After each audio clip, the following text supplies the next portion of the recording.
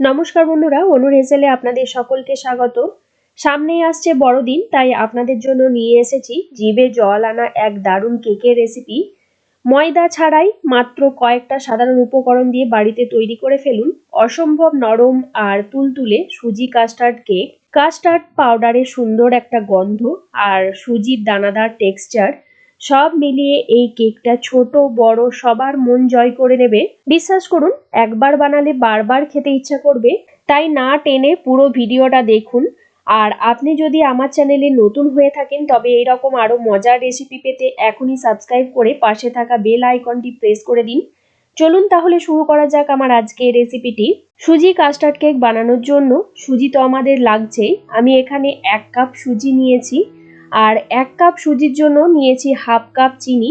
যে যেরকম মিষ্টি পছন্দ করেন সেই হিসাব বুঝি কিন্তু চিনিটা ব্যবহার করবেন। আমি এই সুজি আর চিনিটা গুঁড়ো করব, তাই মিক্সির জারের মধ্যে নিয়ে নিলাম। এবার এটা ভালোভাবে গুঁড়ো করে নিয়ে তারপর ফিরে আসছি। সুজি আর চিনি গুঁড়ো করে নেওয়া হয়ে গেছে। এই গুঁড়োটা আমি একটা বড় বোলের মধ্যে ঢেলে নিচ্ছি। যেহেতু এর মধ্যে চিনি ছিল তাই একটু ডেলা ডেলা হয়ে গেছে, তার জন্য ডেলাগুলো একটু ভেঙে নিচ্ছি। এবার এর মধ্যে দেব নর্মাল টেম্পারেচারে থাকা দুধ। একসাথে অনেকটা একবারে দেব না, অল্প অল্প করে দেব আর মেশাতে থাকবো। দেখুন, দুধটা ভালোভাবে সুজি আর চিনির মধ্যে মিশিয়ে নিয়েছি। এটা এখন ঢেকে রাখবো 10 মিনিটের জন্য। তাহলে সুজি একটু নরম হয়ে ফুলে যাবে। 10 মিনিট পরে আপনাদের দেখাচ্ছি। ততক্ষণে কেকের বাটিটা রেডি করে নেব। দেখুন, আমি একটা 6 ইঞ্চি কেকের বাটি নিয়েছি। আপনাদের কাছে যদি এই রকম কেকের বাটি থাকে ভালো, তা না হলে বাড়িতে থাকা যে কোনো অ্যালুমিনিয়াম বাটিতে কেকটা বানিয়ে নিতে পারবেন। এই কেকের বাটির মধ্যে আমি সামান্য পরিমাণ তেল দিয়ে তারপর বাটির চারপাশে খুব ভালো করে ব্রাশ করে নেব।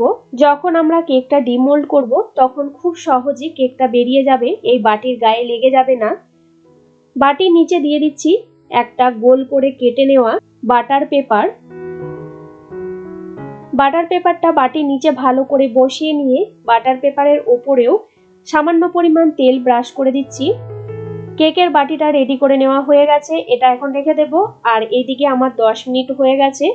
দেখুন, সুজিটা ফুলে গিয়ে বেশ অনেকটাই ঘন হয়ে গেছে। একবার ভালো করে ফেটিয়ে নিচ্ছি।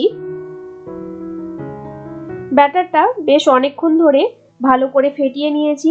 এবার একে একে এই ব্যাটারের মধ্যে সবকিছু মেশাবো। যেমন দিয়ে দিচ্ছি 1/4 চা চামচ বেকিং সোডা আর হাফ চা চামচ দিয়ে দিচ্ছি বেকিং পাউডার। দেব 1/3 কাপ কাস্টার্ড পাউডার। এখানে মোটামুটি 3 টেবিল চামচের মতো কাস্টার্ড পাউডার আছে। এবার সমস্ত কিছু খুব ভালো করে এই ব্যাটারের মধ্যে মিশিয়ে নেব। যদি ব্যাটারটা আপনাদের খুব বেশি ঘন লাগে তাহলে এর মধ্যে আরো একটু দুধ অ্যাড করতে পারেন। দিয়ে দিচ্ছি 1/4 কাপ সাদা তেল। তেলটাও ব্যাটারের মধ্যে খুব ভালো করে মিশিয়ে নেব। প্রথম দিকে তেলটা দেখবেন একটু ওপর দিকে ভেসে রয়েছে। খুব ভালো করে ফেটাতে ফেটাতে দেখবেন তেলটা একদম ব্যাটারের মধ্যে খুব ভালো করে মিশে গেছে। যতক্ষণ না তেলটা খুব ভালোভাবে মিশছে ততক্ষণ কিন্তু ব্যাটারটাকে খুব ভালো করে ফেটাতে হবে। দেখুন, ব্যাটারের ঘনত্বটা ঠিক এই রকম হবে। খুব বেশি পাতলা বা খুব বেশি মোটা করবেন না, তাহলে কেকটা কিন্তু খুব একটা সফট হবে না। এর মধ্যে এখন দিয়ে দিচ্ছি টুটি ফুটি। এই টুটি ফুটিটা দিলে কিন্তু কেকটা দেখতে বেশি ভালো লাগে। টুটি ফুটিটা ব্যাটারের মধ্যে ভালো করে মিশিয়ে নিচ্ছি। ব্যাস, ব্যাটার আমাদের রেডি। এবার যে কেক টিনটা আমি আগে থেকে রেডি করে রেখেছিলাম সেই কেক টিনের মধ্যে আমি এই ব্যাটারটা ঢেলে দেব। সম্পূর্ণ ব্যাটার ঢেলে নেওয়ার পর বাটিটা একটু এইভাবে 2 থেকে 3 বার ট্যাপ করব। তাহলে কি হবে, ব্যাটারের ভেতরে যদি হাওয়া ঢুকে থাকে সেটা বেরিয়ে যাবে।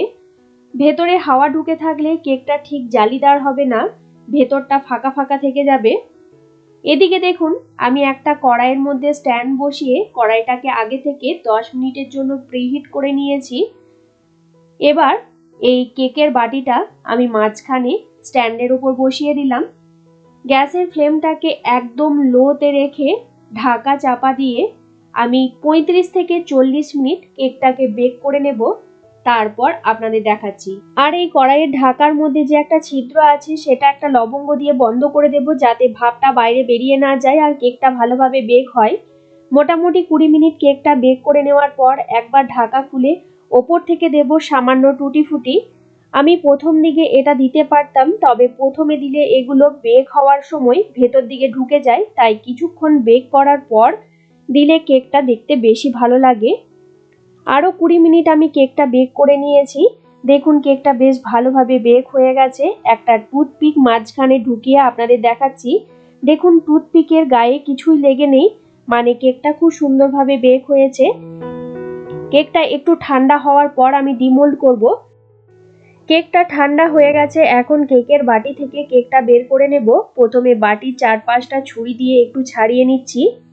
এবার বাটির ওপরে রাখবো একটা প্লেট, তারপর বাটিটাকে উল্টো করে একবার জোরে জোরে মারলেই দেখবেন কেকটা সুন্দরভাবে বেরিয়ে আসবে।